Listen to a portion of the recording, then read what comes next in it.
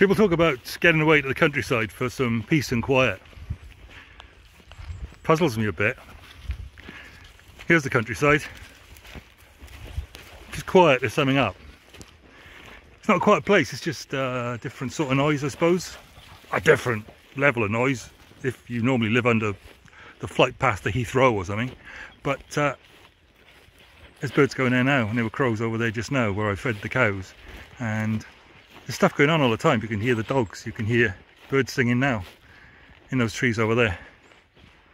And then shortly there'll be somebody down the road with a tractor, or there'll be somebody doing some sort of field operation, or putting in some fence posts, or doing some hedging with a chainsaw or a post knocker. It's always noisy. If it's not noisy, there's something wrong. Donkeys years ago, I travelled down to Devon with some friends and stayed down there for a bit because there was an eclipse coming. And that's something really odd and out of the ordinary and outlandish, if you like. Something wrong happened, as it were, with the created order. Everything went quiet. Cattle went quiet, sheep went quiet. You could see the sheep thinking, oh, it's getting dark, that's funny. Didn't think it was time for bed. Oh, and they started wandering home, you know, and everything went quiet. It's a sign that something's wrong. Sobering thing. And so tomorrow, being Remembrance Sunday, will mark the awful events of the last two wars and all the conflicts in between and since. And how do we do that? We go quiet. It's a recognition that something awful has happened. Something wrong has gone on. We go quiet. Now, by contrast with that, we read in scripture of times when things are going absolutely marvellous and going to go really, really well. And there's a really interesting passage in Isaiah 35 where the prophet speaks about things that have been wrong, things that have been bad, awful times and awful situations.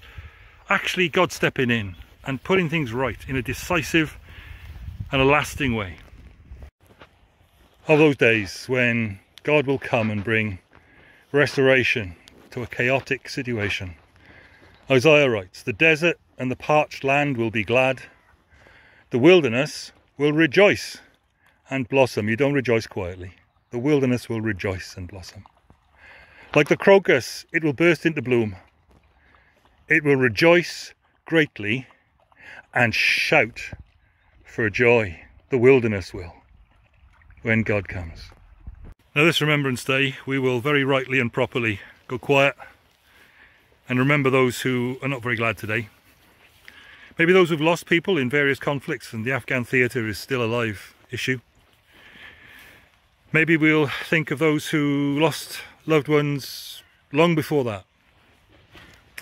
And maybe we'll think of those who've come away from conflict and various difficult situations with scars that are physical and psychological. Things they can't unsee or unhear. And it's right that we stop, and it's right that we recognise all of that, and it's right that we are made aware again and reminded, I suppose, of the horrors, what can happen when humans cut loose. But it'd be good to remember too that there is a day that God has promised. A day of his coming which will not be a quiet day. A day of his coming which will be a glorious day, shining bright like the sun. A day when there won't be silence, but rejoicing at the restoration that God has brought.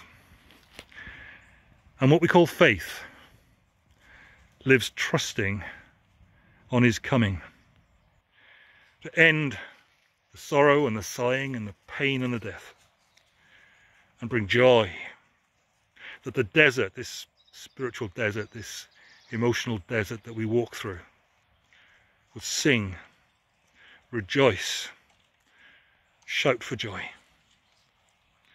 God bless you in your reflections this Remembrance Sunday.